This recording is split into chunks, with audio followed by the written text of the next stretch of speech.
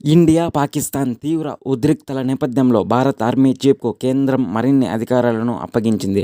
అవసరమైతే టెరిటోరియల్ ఆర్మీని రంగంలోకి దించాలని స్పష్టం చేసింది. టెరిటోరియల్ ఆర్మీలో అధికారులను ఎన్రోల్ చేసుకున్న సిబ్బందిని మళ్లీ విధుల్లోకి పిలిచేందుకు అధికారం కల్పించింది. అసలు టెరిటోరియల్ ఆర్మీ గురించి సింపుల్గా చెప్పాలంటే ఇది సైనిక రిజర్వ్ ఫోర్స్. ఈ టెరిటోరియల్ ఆర్మీలో నమోదు చేసుకున్న వారు అంతా వాలంటీర్స్. అంటే దేశం క్లిష్ట సమయంలో ఉన్నప్పుడు తమకు తాముగా దేశం కోసం ఆర్మీతో కలిసి పనిచేస్తారు. డైరెక్ట్గా మిలిటరీలో పనిచేసే సైనికులు రెగ్యులర్ సైనికులు. వీళ్ళు సంవత్సరం పొడవునా డ్యూటీలో ఉంటారు.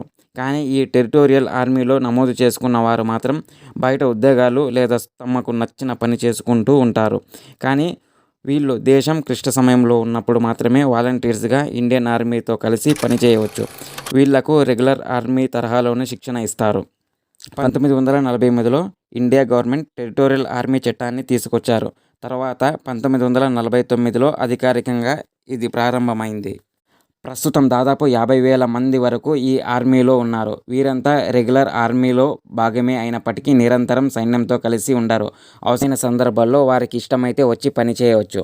ఈ టెరిటోరియల్ ఆర్మీ జాబితాలో పలువురు సెలబ్రిటీలు కూడా ఉన్నారు. వారిలో స్టార్ హీరో మోహన్ లాల్ ఒకరు.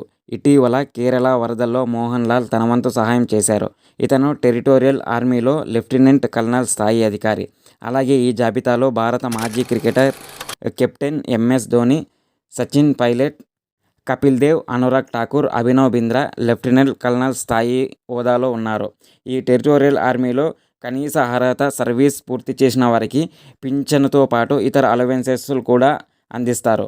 ఇప్పటి వరకు టెరిటోరియల్ ఆర్మీ సిబ్బంది 1962, 1965, 1971 ఇండియా పాక్ యుద్ధం సమయంలో భారత సైన్యంతో కలిసి పనిచేశారు. టెరిటోరియల్ ఆర్మీలో ఉన్న అధికారులు పలువురు శౌర్య, విశిష్ట పురస్కారాలు అందుకున్న వారు కూడా ఉన్నారు.